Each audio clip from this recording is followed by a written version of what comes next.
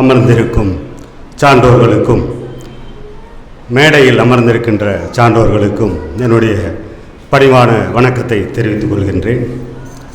பொதுவாக காலையில் 6 மணியிலிருந்து 10 மணி வரைக்கும் கான்ஷியஸ் ஸ்டேட் அப்படின்னு சொல்லுவாங்க மனிதனுக்கு. 10 மணிலேருந்து 1 மணி வரைக்கும் செமி கான்ஷியஸ் ஸ்டேட்டுன்னு சொல்லுவாங்க. 1 மணிக்கு அப்புறம் அன்கான்ஷியஸ் ஸ்டேட். இந்த மேடை எப்பொழுதும் எனக்கு அன்கான்ஷியஸ் ஸ்டேட்டில் தான் கிடைக்குது.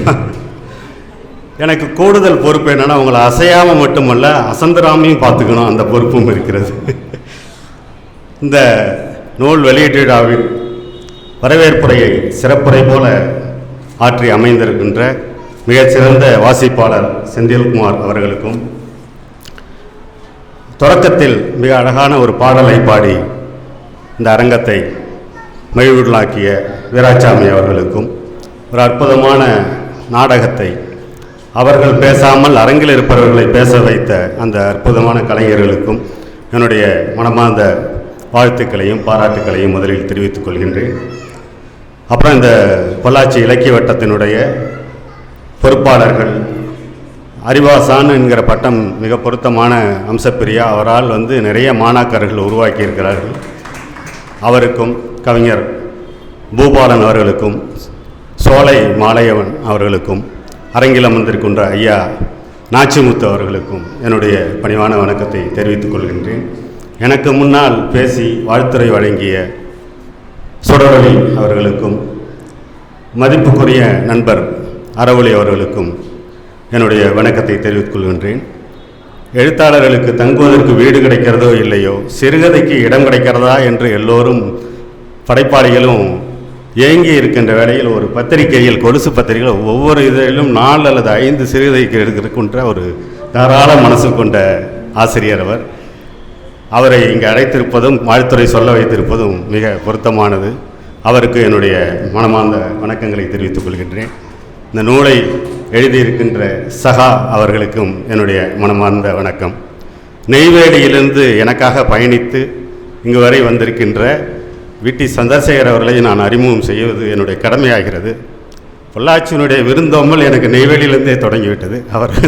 அவருக்கு பொள்ளாச்சியில் எந்த வேலையும் இப்போது இல்லை உடனே. ஆனாலும் நீங்கள் இந்த நிகழ்ச்சிக்காக போகிறீங்கன்னா நான் உங்களை அழைத்து செல்கிறேன். அங்கேருந்து அவர் வீட்டில் தான் தங்கியிருக்கேன்.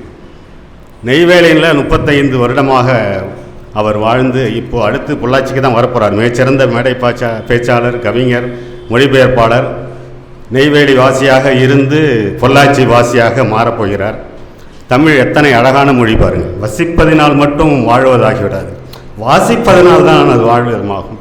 அதனால தான் நம்ம சொல்லும்போது நெய்வேலி வாசி, பொள்ளாச்சி வாசி அப்படின்னு சொல்கிறோம். அதோடு மட்டுமல்ல, 35 ஆண்டுகள் அங்கே வாழ்ந்துவிட்டு நீங்கள் பொள்ளாச்சியில் போய் இருக்கீங்களேன்ற கேள்வி இருந்தது. அதற்கு பதில் சகாவினுடைய அந்த தொகுப்பினுடைய தலைப்பு சொல்கிறது, இங்கு அன்பு கிடைக்கும் அப்படின்னு. அன்பு கிடைக்கிற இடத்துல தான் அவர் நகர்ந்து செல்வார் அப்படிங்கிறது. ஒரு தொகுப்பை பற்றி அரங்கில் பேசுவது எப்படி இருக்கும் அப்படின்னாக்கா, தொலைக்காட்சியில் ஒரு சமையல் நிகழ்ச்சி இருக்கும். அதில் நீங்கள் அறிந்திராத ஒரு பதார்த்தத்தை பற்றி அவங்க பேசுவாங்க.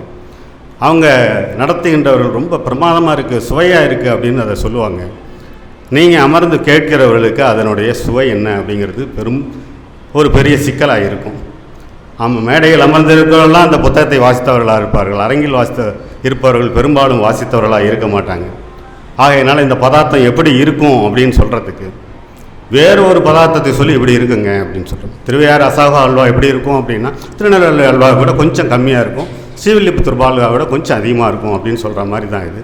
ஆக இந்த புத்தகத்தை பற்றி நான் வாசிப்பது, அதை பற்றி நான் பேசுவதற்காகவும் நெய்வேலியிலிருந்து வந்திருக்கிறேங்கிறதுனால கொஞ்சம் எனக்கு நேரம் கொடுங்க அப்படிங்கிறத உங்களோட தாழ்மையோடு கேட்டுக்கொள்கின்றேன். இந்த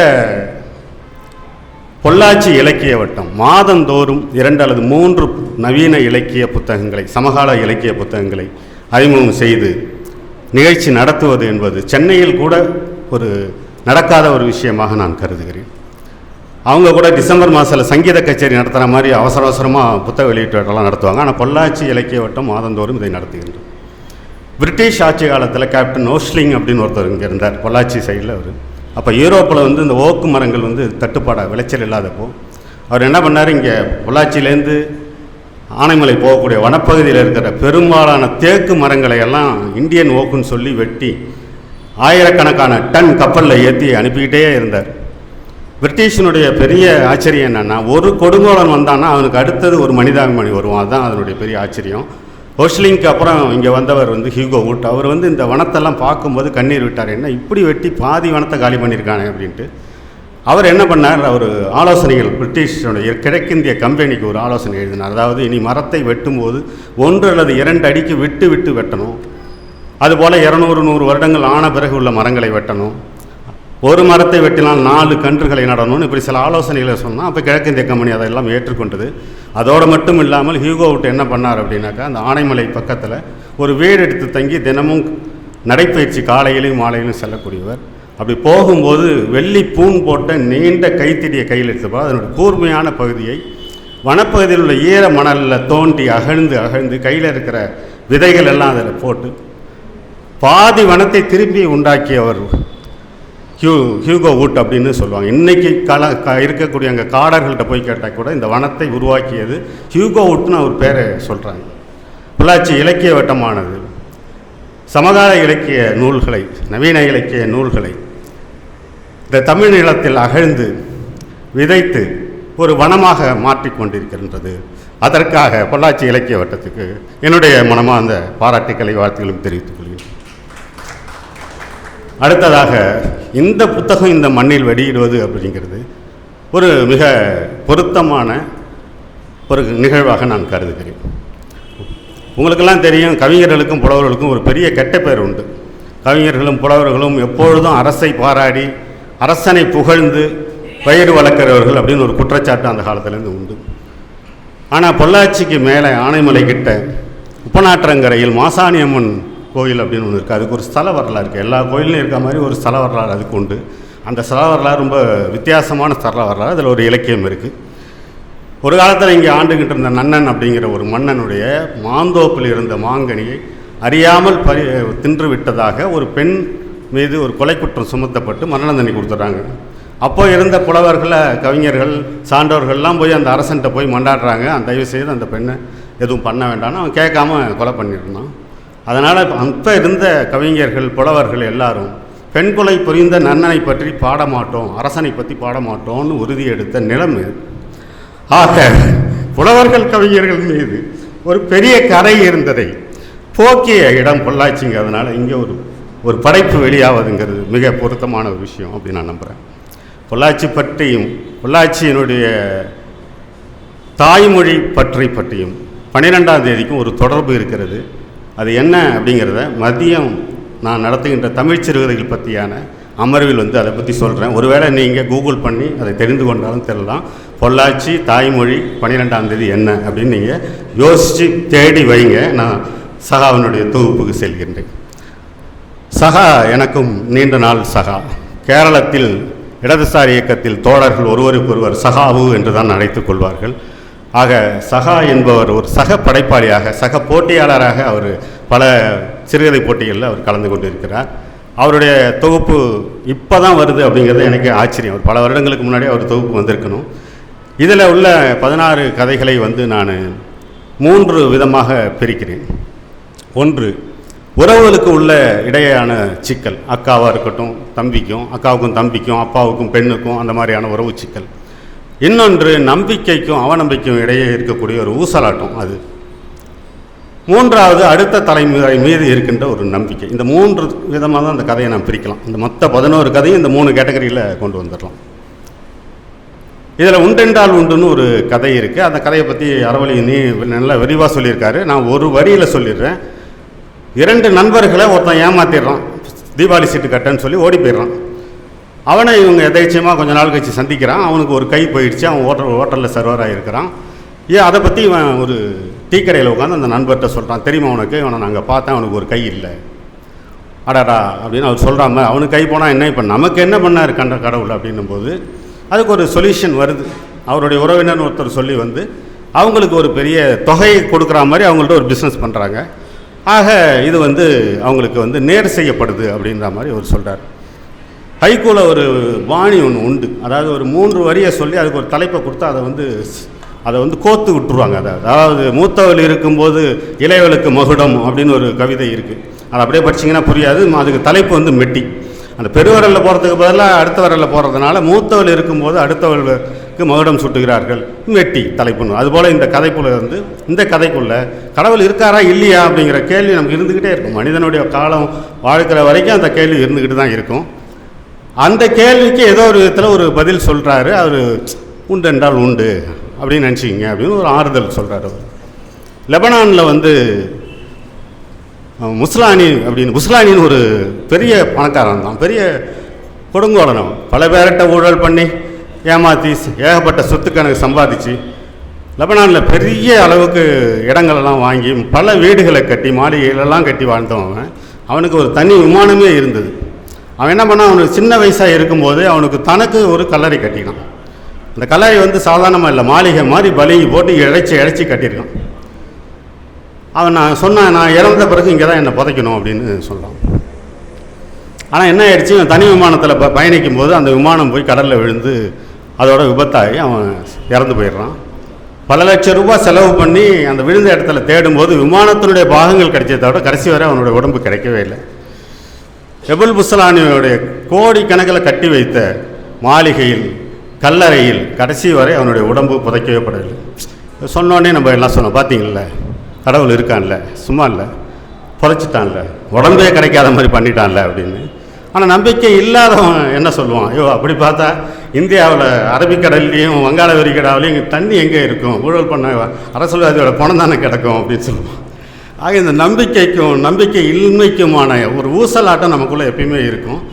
அந்த ஒரு கதை தான் அந்த உண்டென்றால் உண்டு அப்படிங்கிற ஒரு கதை. ஏற்கனவே அந்த வேலைக்காரி பற்றி ஒரு கதை சொன்னான். வேலைக்காரர்கள் அலுவலகத்தில் வேலை செய்கிறத பற்றி அந்த கதையை சொன்னாங்க. அவன் திருமணம் செய்கிறான், அவன் மேலே ஒரு சந்தேகம் அந்த வருது. இந்த சந்தேகத்தை மீறி அவங்க போய் அந்த ஒரு கல்யாணத்தில் போய் கலந்துக்கிறாங்கங்கிறதும் அதுவும் கிட்டத்தட்ட அப்படி தான். சக மனிதர்கள் மீது நம்பிக்கை அல்லாத ஒரு விஷயந்தான். மூன்றாவது ஒரு கதை இருக்கும். அந்த வேலைக்காரி போய் நகையை வந்து தொலைத்த பிறகு வேலைக்காரி தான் எடுத்துருப்பாங்களோன்னு போலீஸ் ஸ்டேஷன் வரைக்கும் அந்த சந்தேகம் வந்திருக்கும். நமக்கு எப்பயுமே எல்லாருக்கும் ஒரு குணம், ஒரு பொருள் தொலைந்தால் முதல்ல நம்ம சந்தேகப்படுறது வீட்டில் வேலை செய்கிறவங்களையோ அல்லது அங்கே செக்யூரிட்டியாக இருக்கவங்கள தான். ஸோ அதே மாதிரி ஒரு நிகழ்ச்சி நடக்கும். அந்த நிகழ்ச்சியில் வந்து அந்த வேலைக்காரியை சந்தேகப்பட்டு போலீஸ் வரைக்கும் போய் அந்த சம்பவத்துக்கு பிறகு அவங்க அந்த வேலையை விட்டு நின்றுடுறாங்க. ஆனால் திரும்ப நகை கிடைத்த பிறகு என்ன பண்ணுறாங்க, ஒரு மன்னிப்பு கேட்கலாம் அப்படின்னு நினச்சா அவங்க அந்த அம்மாவோட பையனும் போய் அந்த வேலைக்கார அம்மா வீட்டில் போய் பார்க்குறாங்க. பேசிக்கிட்டே இருக்காங்க. கடைசி வரைக்கும் அந்த அம்மா வந்து பரவாயில்லைங்கன்னு சொல்கிறாங்க, தவிர மன்னிக்கிறேன்னு ஒரு வார்த்தையை அவங்க சொல்லவே இல்லை. திரும்ப அவங்க உன்னை மன்னிப்பு கேட்கலான்னு வந்தேன், மன்னிப்பு நான் பரவாயில்லைங்க, இதெல்லாம் என்னங்க நடந்து போச்சு அப்படின்னு சொல்கிறாங்களே தவிர நான் உன்னை மன்னித்தேன் அப்படின்னு சொல்லவே இல்லை. அவங்க வெளியே போகும்போது சொல்கிறாங்க, நான் இவ்வளவு பேசுகிறேன், அந்த அம்மா மன்னிப்புன்னு கேட்கவே இல்லையே, ஒத்துக்கவே இல்லையே அப்படின்னு. அப்போ இந்த வேலைக்காரமோட பையனும் சொல்கிறான், ஏமா இவ்வளோ பெரிய மனுஷன் வந்து கேட்குறாங்க, நீங்கள் மன்னிக்கிறேன்னு ஒரு வார்த்தை சொல்லணும், அதுதான் அவங்களுக்கு கொடுக்குற தண்டனை அப்படின்பாங்க. அதுதான் கரெக்ட். கடைசி வரைக்கும் மன்னிக்க முடியாது அப்படின்னு சொல்கிறது தான் அவங்களுக்கு கொடுக்கக்கூடிய தண்டனை. ஏன்னா ஒரு குற்றச்சாட்டை சொல்லும்போது அவங்களுடைய மனம் எந்த அளவுக்கு உளைச்சல் அடைந்து அந்த அனுபவிச்சிருப்பாங்க. கொஞ்ச நாள் இவங்க அனுபவிக்கட்டுமே, ஒன்றும் தப்பு கிடையாது அப்படின்னு. டி ஜானகிராமனுடைய முடின்னு ஒரு கதை ஒன்று உண்டு. ரொம்ப அற்புதமான ஒரு கதை அது. அதில் ஒரு ஆசிரியர் ஓய்வு பெறுவார். அவர் பேர் அடைக்கலசாமின்னு நினைக்கிறேன். அந்த கிறிஸ்துவர் அவர் வாழ்நாளில் யாரையும் ஒரு சொல் கடினமாக சொல்ல மாட்டார், யாரையும் அடிக்க மாட்டார், பிள்ளைகளை அடிக்க மாட்டார். அதனால் ஊரில் இருக்க பெரியவங்க, அவர்கிட்ட படித்த பிள்ளைங்க எல்லாம் வந்து அவர் ஓய்வு பெற்ற நாளில் வந்து அவரை வாழ்த்தி ஆசீர்வாதம் வாங்கிக்குவாங்க. அவருக்கே ஒரு விதத்தில் கூச்சமாக இருக்கும், நான் என்ன பண்ணேன், ஏன் இப்படி வந்து சொல்கிறாங்க, நான் கடமையை தானே செஞ்சேன் அப்படின்லாம் சொல்லுவார் அவர். இருந்தாலும் எல்லோரும் சொல்லுவாங்க, யார் இந்த காலத்தில் இது மாதிரி இருப்பாங்க, உங்களுக்கு எல்லா அதிகாரம் வந்து பெரம்ப வச்சு நீங்கள் அடிச்சிருக்கலாம், குழந்தைகளை எவ்வளோ பண்ணியிருக்கலாம், ஆனால் நீங்கள் எதுவும் பண்ணாமல் இத்தனை இப்போ இது பண்ணியிருக்கீங்கன்னு சொன்னோன்னே அவருக்கு ரொம்ப மன நிறைவாக இருக்கும், நம்ம கரெக்டாக பண்ணி முடித்தோம். அப்போ எல்லாம் போன பிறகு ஒரு இன்னொரு பையனை அவங்க அம்மாவை கூப்பிட்டு வருவான். அப்போ வந்து அவன் சொல்லுவான், இந்த பையனை உங்களுக்கு தெரியுதா அப்படின்னு அவர் கேட்பான். ஆமாம், இவன் படித்தானே 7ஆம் வகுப்பு 8ஆம் வகுப்பு. ஆமாம். அந்த பையன் ஒரு வகுப்பில் என்ன பண்ணியிருப்பான் அப்படின்னாக்கா, இப்போ அடுத்த பையன் எழுதின ரெக்கார்டு நோட்டை எடுத்து அதை தெரியாமல் மேலே இருக்க அட்டையெல்லாம் பிச்சுட்டு இவன் பேரை எழுதி இவனை ஒரு அட்டையை போட்டு சப்மிட் பண்ணிடுவான். இது கண்டுபிடிச்சிடுவார். கண்டுபிடித்த பிறகு என்ன சொல்லுவார், அந்த பிள்ளைங்கள்ட்டெல்லாம் இவன்கிட்ட யாரும் பேசாதீங்க அப்படின்ட்டு. பேசாதீங்கன்னு ஒரு வார்த்தை சொல்லியிருப்பார். அந்த பிள்ளைகள் எல்லாம் கிட்டத்தட்ட வருடக்கணக்காக அவன்கிட்ட பேசாமே இருப்பான். இது அவனுக்கு பெரிய உறுத்தலாகிடும். ஆசிரியர் அவர் சொல்லிட்டாருன்றதுனால எல்லாரும் பேசாமல் இருக்கலன்னு. அவர் ஓய்வு பெறும்போது எல்லோரும் பணம் வசூல் பண்ணுவாங்க. இவன் போய் பணம் கொடுப்பான், வாங்க மாட்டாங்க. ஆசிரியர் இப்போ சொல்லிட்டார்ல உன்ட்ட பேசக்கூடாது, அது பெரிய உறுத்தலாக இருக்கும். அவன் அவங்க அம்மாவை கூட்டிகிட்டு வந்துடும். அதான் அந்த இடம். அப்போ சொல்ல, ஏன்டா நான் ஒரு வார்த்தைக்கு சொன்னேன், ஏன்டா இந்த மாதிரி பண்ணிட்டீங்க? அவன் எத்தனை வருஷம்டா வாழ்க்கையிலே பள்ளி பருவம் தான் ரொம்ப மகிழ்ச்சியான ஒரு பருவம், அந்த வாழ்க்கை முழுக்க அவன்கிட்ட பேசாமல் இருந்துட்டீங்களாடா, இவ்வளோ பெரிய தண்டனை, நான் பணி நிறைவை எவ்வளோ பண்ணியிருப்பேன் அப்படின்னு நினச்சேன், இவ்வளோ இப்போ தான் மகிழ்ச்சியோட இருந்தேன், ஆனால் நான் ஒரு வார்த்தை சொல்லிட்டேங்கிறதுக்காக அவனுக்கு ஒரு மன்னிப்பை கொடுக்காம நீங்கள் இப்படி பண்ணிட்டீங்களே அப்படின்னு அந்த ரூபாய் வாங்கிக்குவார். ₹1 கொடுப்போம், அதை வாங்கிக்குவார். அது அப்போது அந்த மேலே இருக்கிற அந்த கிறிஸ்துவனுடைய படத்திலிருந்து முள்முடி இவர் தலையில் இறங்கின மாதிரி ஃபீல் பண்ணுவார். அதுதான் முள்முடி அந்த கதை. அதாவது ஒரு மனம் காயப்படுறதை விட ஒரு பெரும் ஒரு தண்டனை வந்து உலகத்தில் இல்லை அப்படின்னு சொல்லுவாங்க. அதுதான் அந்த கதை. கிட்டத்தட்ட முள்முடி மாதிரி கதை தான் அது. ஒரு மிகச்சிறந்த கதை வந்து இன்னொரு கதையை இன்ஸ்பயராகி சொல்லுது அப்படிங்கிறதே ஒரு மகிழ்ச்சியான ஒரு விஷயந்தான். இந்த தொகுப்பில் எனக்கு ரொம்ப பிடித்த கதை அப்படின்னாக்கா நான் வந்து அக்கா கதையை தான் மறுபடியும் சொல்லுவேன். நான் எல்லாரும் போல கம்ப்ளீட் ஸ்டோரி அப்படின்றத அந்த கதையில் தான் சொல்லுவேன். ஏன்னா ஒரு சிறுகதைக்கு எது முக்கியம் அப்படின்னாக்கா டிஸ்கிரிப்ஷன் லாங்குவேஜ் அப்படின்னு சொல்லக்கூடிய கதையாசிரியர் அந்த இடத்தை சொல்லக்கூடிய ஒரு விஷயம், அதுபோல் கான்வர்சேஷன் லாங்குவேஜ் உரையாடல், இந்த 2 விஷயமும் ரொம்ப கரெக்டாக பொருந்திருந்ததுன்னா ஜாதகத்தில் 10 பொருத்தம் இருக்க மாதிரி அவ்வளோ பர்ஃபெக்டாக அந்த கதை வந்து அமையும். அந்த கதையில் அவர் என்ன சொல்ல வர்றார் அப்படின்னா, அக்கா வந்து திருமணமாகி போகிறாங்க. அந்த ஒரு நேரத்துக்கு அப்புறம் தான் முதல்ல இவனுக்கு அக்காவுடைய இழப்பே அவனுக்கு புரிய வரும். அது வரைக்கும் அக்காவை பற்றி அவன் பெரிய ஒரு அவள் என்ன பண்ணியிருக்கா என்ன செஞ்சுருக்காங்கிற ஒரு மதிப்பீடே இருக்காமல் போயிடும். அப்போ அவர் எந்த இடத்துல கதையை ஆரம்பிச்சிருப்பார், அதுதான் ரொம்ப முக்கியமானவர். கல்யாண வீடு, கல்யாண கொண்டாட்டம்லாம் முடிந்த பிறகு அங்கே இருக்கிற சேரெல்லாம் மடக்கி போடுவாங்க. அப்புறம் அந்த குழந்தைகள் விளையாண்ட பலூன்லாம் அங்கே கிடக்கும், செதை, பூக்கள் எல்லாம் துண்டு துண்டாக இருக்கும். இப்படி வர்ணிக்கும் போது அவங்க அம்மா வந்து உறவினர்களுக்கெல்லாம் ஸ்வீட் கொடுத்து வழி அனுப்பிக்கிட்டே இருப்பாங்க. கிட்டத்தட்ட வெறுமையாக இருக்கிற ஒரு உணர்வை அந்த வர்ணனை வழியாக கொஞ்சம் கொஞ்சமாக அவங்கள வாசிக்கிறவங்கள தயார்படுத்திகிட்டே வருவார். அதாவது அக்காவினுடைய இழப்பை அவர் எப்படி உணர்றாரோ வாசிக்கிற உணர்ற மாதிரி அந்த இடத்துல சொல்வார். அவர் நினச்சிருந்தா அக்கா போன பிறகு வீட்டுக்கு போனப்புறம் வீட்டில் இருக்கிற வெறுமையை பற்றி அவர் சொல்லியிருக்கலாம். ஆனால் இந்த இடத்துல தொடங்கும் போது உங்களை கிட்டத்தட்ட அந்த வெறுமைக்குள் உங்களை தயார்படுத்துகிறார் அப்படின்னு. அதில் ஒரு வரி வரும், ரொம்ப அற்புதமான ஒரு கவித்துவமான ஒரு லைன் அதில் சொல்லுவார். அந்த அக்கா இருந்த அறையை திறந்து பார்க்கும்போது மௌனத்தின் அலறல் அப்படின்னு ஒரு லைன் அங்கே கொடுத்துருப்பார். ஒரு கான்ட்ரடிக்ஷனான ஒரு லைன். மௌனங்கிறது எப்பயுமே சத்தம் இல்லாமல் இருக்கும், மௌனத்தின் அலறல்னால் எப்படி இருக்கும், சத்தம் இல்லாத இருக்கிற இடத்துல இருக்கக்கூடிய ஒரு மிகப்பெரிய சத்தம் அப்படின்னு அர்த்தம். அந்த வெறுமையை அவரால் தாங்கவே முடியாது. அதுதான் அந்த ஒட்டுமொத்த கதையை வந்து அந்த ஒரு வரி வந்து ரொம்ப அழகாக ஒரு ஹோமியோ மருந்தை வந்து அப்படி நீங்கள் அப்படி சுருக்கி சுருக்கி சுருக்கி சின்ன வடிவாக ஒரு ஜவரிசி மாதிரி கொடுப்பாங்க, அது மாதிரி அந்த வரி அந்த ஒட்டுமொத்த இதை கொடுக்குது அப்படின்னு. அதுபோல் இன்னொரு கதையை வந்து சற்றே தாழ்மையுடன் நினைக்கிறேன். அந்த கதை, அந்த கதையை பற்றி அவங்க சகோதரி கூட சொன்னாங்க. அதாவது ஒருத்தவனுடைய மனைவி ஓடி போயிடுவா, அது எங்கே இருக்கான்னு தெரிஞ்சு அவன் தேடி கொலை பண்ணுற அளவுக்கு போவான். அங்கே போன பிறகு என்ன நடக்குன்னா, உன்னை கொலை பண்ணுறது எனக்கு பெரிய விஷயம் இல்லை, ஆனால் எனக்கு நீ இப்போ என்னுடைய குடும்பம், அந்த குழந்தை விட்டு போன குழந்தை, அம்மா எல்லாருக்கும் அந்த குற்றவாளியினுடைய உறவுங்கிற ஒரு பேர் வந்துடும், அதனால் நான் வந்து உன்னை விட்டுட்டு போகிறேன் அப்படின்னு சொல்லி விட்டுட்டு போவான். அந்த மனமாற்றம் வரும். ஜெயமோகன் ஒரு நிகழ்ச்சி பற்றி சொல்லியிருப்பார், கேரளாவில் நடந்த ஒரு நிகழ்ச்சி பற்றி. கொஞ்சம் அந்த நகைச்சுவையாயும் அதே நேரத்தில் ஒரு அற்புதமான இதை நான் அதை சொல்லணும் அப்படிங்கிறதுக்காக சொல்கிறேன். அங்கே இந்த மாதிரி ஒரு இன்சிடென்ட் நடந்துருச்சு. எல்லாம் ஒரு இயக்கத்தில் இருக்காங்க, எந்த இயக்கம்னு யூகிக்கலாம் வேண்டாம். ஒரு இயக்கம், அந்த நண்பர்கள்லாம் இருக்கிறாங்க. அதில் ஒருத்தருடைய மனைவி இப்படி போயிடுறாங்க. அந்த இன்னொருத்தவங்க கூட போகும்போது அவன் கோவா போய் அந்த அம்மா தங்குறாங்க. ஒரு 3 மாதம் கழிச்சு அவன் அந்த அம்மா விட்டுட்டு ஓடி போயிடுறான். அப்போ அந்த அம்மா திரும்பி ஊருக்கே வந்துடுது. இப்போ அவங்களுக்கு ஒரு குழந்தை இருக்குது.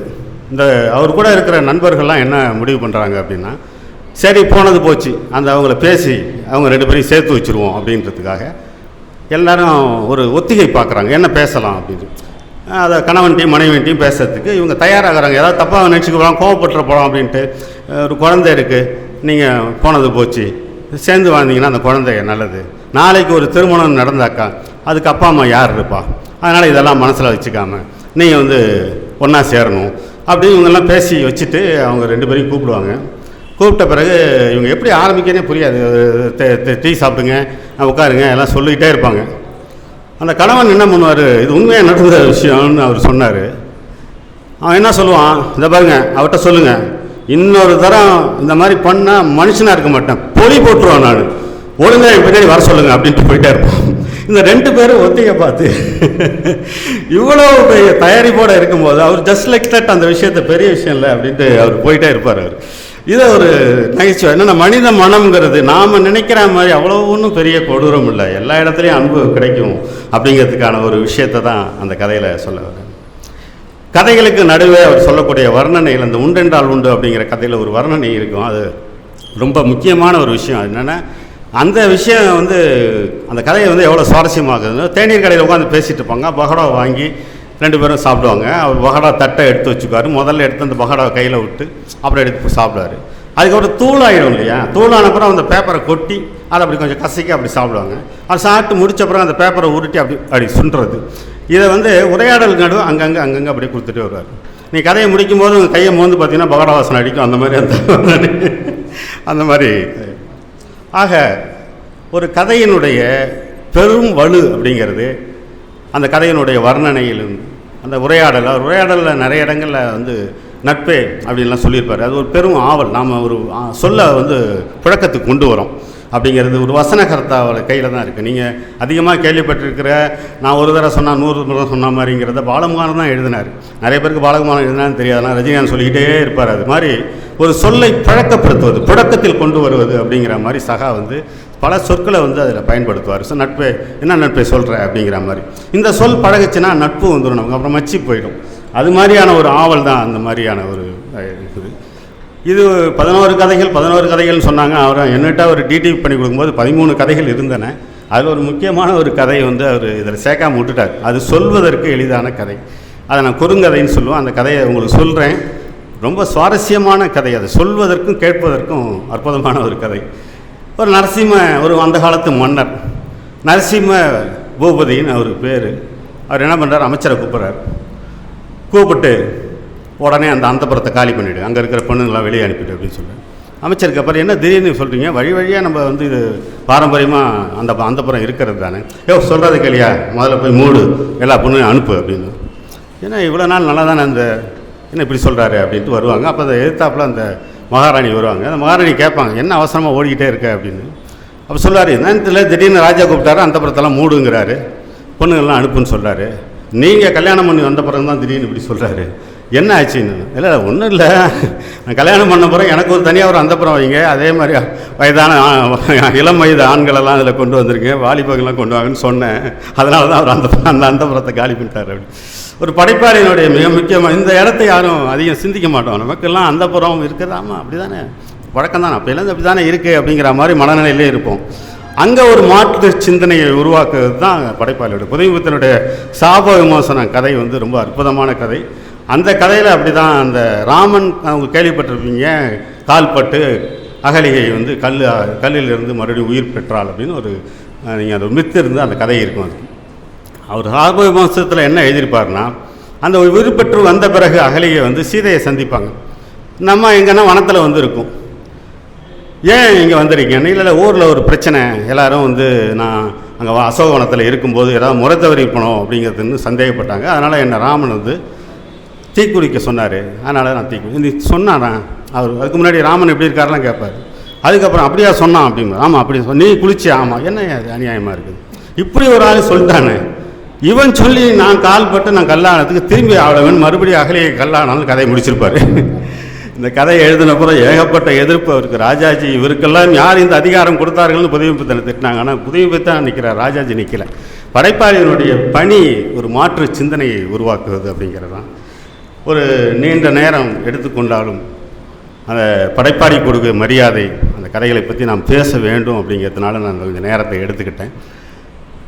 இந்த காலகட்டத்தில் ஒரு முக்கியமான ஒரு விஷயத்தை சொல்லணும். உங்களுக்கெல்லாம் அந்த நிகழ்ச்சிக்கு வரும்போது ஒரு நிச்சயம் ஒரு சந்தேகம், கேள்வி எழுந்திருக்கும். காலம் மாறிக்கிட்டே இருக்குது, இப்போ காணொலி காலம் ஆகிடுச்சு, திரைகளை பார்த்துக்கிட்டே இருக்கிறோம். எல்லோரும் தெரியும், பெரும்பாலான புத்தகங்கள் இப்போ வந்து நிறுத்தப்பட்டது.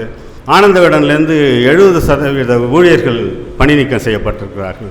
தினத்தந்தியில் புத்தகம் வர்றதுக்குன்னே ஒரு டிவிஷன் இருந்தது, பப்ளிகேஷன் தினத்தந்தி, அதை மூடிட்டாங்க, இப்போ கிடையாது, வெறும் பேப்பர் மட்டும்தான் வருது. இப்படி புத்தகங்களுடைய விற்பனையெல்லாம் குறைஞ்சிக்கிட்டே வர்ற காலத்தில் தமிழ்நாட்டில் தினம் ஒரு புத்தகம் வருது, வருஷத்தில் 600 புத்தகங்கள் வருது. அப்போ இந்த புத்தகங்களை யார் வாசிக்கிறா, யார் வந்து இதை வந்து இதையெல்லாம் வந்து கொண்டாடி கொண்டிருக்கிறார்கள், ஏன் இந்த புத்தகம் வரணும், புத்தகங்களுக்கான தேவை வந்து ஒருவேளை எதிர்காலத்தில் குறைந்து போகுமோ அப்படிங்கிற ஒரு சந்தேகம், கேள்வி, ரகசியமான ஒரு கேள்வி உங்களுக்கு இருக்கலாம். அதுக்கு பதிலை சொல்லிவிட்டு என்னுடைய உரையை நிறைவு சொல்கிறேன். ஒரு 4-5 மாதங்களுக்கு முன்பாக சென்னையில் நான் வந்து ஜஸ்வந்த் சிங் அப்படிங்கிற ஒரு பஞ்சாபியை போய் சந்தித்தேன். ஏன் அவரை சந்தித்தேன் அப்படின்னா, அவர் 3 தலைமுறையாக சென்னையில் இருக்கார், அவங்க தாத்தா காலத்துலேருந்து. அவர் இப்போ என்ன பண்ணியிருக்கார், முக்கியமான ஒரு விஷயம் என்னென்னா, திருக்குறளை மீண்டும் 1330 குறளையும் பனை ஓலையில் எழுதியிருக்கார். பனை ஓலையில் எழுதியிருக்காருங்கிறது உங்களுக்கு தெரிஞ்சிருக்கும். என்ன மாதிரியான இது பெரிய ஒரு மிஸ்ட்ரியான ஒரு விஷயம் தானே. இது என்னத்துக்கு ஒரு சாதனைக்காக பண்ணிட்டார் அவர், இந்த அரிசியில் எழுதுகிற மாதிரி, முட்டை மேலே எழுதுகிறாங்களா அந்த மாதிரி அப்படின்னு. நான் அந்த கேள்வியோடு அவரை போய் சந்திக்கும் போது அவர் என்ன சொல்கிறார் அப்படின்னா, பனை ஓலையில் எழுதுனது சாதாரண விஷயம் கிடையாது. ஆண் பனைகளை வரக்கூடிய ஓலைகளில் மட்டும்தான் எழுத முடியும். முதல்ல சேகரம் பண்ணுறது கஷ்டம். அதன் பிறகு அதை வந்து பக்குவப்படுத்துறதுன்னு ஒரு முறை இருக்குது. ஜாதிக்காய், கடுக்காய், மஞ்சள்லாம் போட்டு அதை தண்ணியில் ஊற வச்சு அப்புறம் காய வச்சு அப்புறம் அதுக்குன்னு சில மூலிகைகள்லாம் அதில் வந்து பயன்படுத்தி எழுத்தாணிங்கிற அந்த பழைய இதில் வச்சு தான் எழுத முடியும். ஒரு வரியில் ஒரு தப்பாகிடுச்சுன்னா தூக்கி போட்டு திருப்பி தான் உட்காந்து எழுதணும். அந்த மாதிரி இவ்வளவு கஷ்டப்பட்டு ஏங்க எழுதுனீங்க அப்படின்னு கேட்டப்போ அவர் என்ன சொன்னார், இணையம் அப்படிங்கிறது இன்றைக்கி நினைத்தால் வித்தின் மினிட்டில் அத்தனையும் அழித்து விடக்கூடிய வல்லமை உள்ள உலகத்தில் வல்லரசு இருக்குது. இப்போ கூட ஈரான் அந்த அமெரிக்கா யுத்தத்தில் ஈரான் கடைசியாக வச்சுருக்கிற செக்கு என்னென்னா, அந்த மத்திய ஆசியா விடக்கூடிய கடலுக்கு கீழே இருக்கக்கூடிய ஃபைபர் கேபிளை நான் கட் பண்ணிடுவேன் அப்படின்ட்டு. அவங்க மட்டும் ஃபைபர் கேபிளை கட் பண்ணால் உலகம் முழுக்க சம்பிச்சிடும். ஏன்னா இணையத்தை நம்பி தான் நம்ம அத்தனை பேர் இருக்கிறோம். ஆக இணையம்ங்கிறது எவ்வளோக்கு எவ்வளோ வசதியானதோ அவ்வளோக்கு எவ்வளோ ஆபத்தானது. அதில் வந்து நம்ம நீண்ட நாள் வைத்திருக்க முடியுமா அப்படிங்கிற உறுதியை சொல்லவே முடியாது. ஆனால் ஒரு புத்தகம் எவ்வளோ நாள் இருக்கும் அப்படின்னாக்கா, மிஞ்சி போனால் ஒரு 70லேருந்து 90 வருஷங்கள் இருக்கும். நம்ம பத்திரமாக பாதுகாத்தா 100 வருஷம் இருக்கும். பனை ஓலையுடைய ஆயுள் 700 வருஷங்கள் இருக்கும் அப்படின்னு சொல்கிறாங்க. அதனால தான் நம் பழைய இலக்கியங்களை பல காலம் தொலைத்த பிறகும் தொடர்ந்து மீட்க முடிஞ்சது. உவேசா போன்றவர்களால், சிவை தாமோதரனர் போன்றவர்களால் திரும்ப மீட்க முடிஞ்சது. ஆக திருக்குறளை இன்னும் ஒரு 700 ஆண்டுகளுக்கு நான் பத்திரப்படுத்தி வச்சுருக்கிறேன். வேறு ஏதாவது அழிவு வந்தால் கூட நாளைக்கு திரும்பவும் பனை ஓலைகளை எடுத்து நாம் பார்க்கும்போது திருக்குறள் வாழ்ந்து கொண்டு இருக்கும். அது திருக்குறளை மட்டும் செய்யலை, 4000 திவ்ய பிரபந்தம், தேவாரம், திருவாசகத்தில் சில பகுதிகளையும் அவர் பண்ணியிருக்கார். அவர் ஒரு நீண்ட நேர்காணல் பண்ணி ஒரு சிற்றுளின்னு ஒரு பத்திரிகையில் நான் எழுதியிருக்கேன். அவரை பற்றி எழுதியிருக்கிறேன். ஒரு புத்தகம் என்பது வெறும் கற்பனையினுடைய பதிவு மட்டும் அல்ல, சமகால மனிதர்களுடைய வாழ்க்கையை பற்றி, சமகால மனிதர்களுடைய வரலாற்றை பற்றி பதிவு செய்கிறோம். இப்போ சகாவுடைய கதைகளில் இருப்பவர்கள் சகா மட்டுமல்ல, சகாவிட சமகாலத்தில் வாழக்கூடிய மனிதர்களுடைய வாழ்க்கையை அவர் பதிவு பண்ணுறார், வரலாற்றை பதிவு பண்ணுகிறார். அதை விட மிக முக்கியமானது இந்த மொழியை அவர் பாதுகாக்கிறார். இதுதான் ரொம்ப முக்கியம். ஏன் அப்படின்னா, 1929 வாக்கில் தமிழில் முதல் அகராதியை, லெக்சிகன் அகராதியை வந்து வையாபுரி பிள்ளைகளை தலைமையில் வந்து உருவாக்கும் போது அவர்கள் உருவாக்கிய கலெக்ட் பண்ண சொற்கள் 1,22,000 சொற்கள் அதில் இருக்குது. ஆனால் அந்த அகராதி இல்லாமல் நாம் பயன்படுத்தக்கூடிய வட்டார வழக்கு சொல்ல அகராதியை அதுக்கப்புறம் நிறைய பேர் உருவாக்குனாங்க. இந்த கொங்கு மண்டலத்துக்கு பெருமாள் முருகன் உருவாக்கியிருக்கார். அதற்கு பிறகு அதில் விட்டு போடணும்னு சொல்லி தேன் அகராதி அப்படின்னு சூலூர் ஆனந்தி அவங்க உருவாக்கியிருக்காங்க. எங்கள் பக்கம் நடுநாட்டு சொல்ல அகராதின்னு கண்மணி சேகரன் உருவாக்கி, இதில் உள்ள எந்த சொல்லுமே அந்த அகராதியில் கிடையாது. அப்போது நம்ம மொழியில் 1,22,000 சொல்லு தான் இருக்குன்னு அர்த்தம் இல்லை, அது 5 லட்சம் 6 லட்சம் கூட இருக்கும்.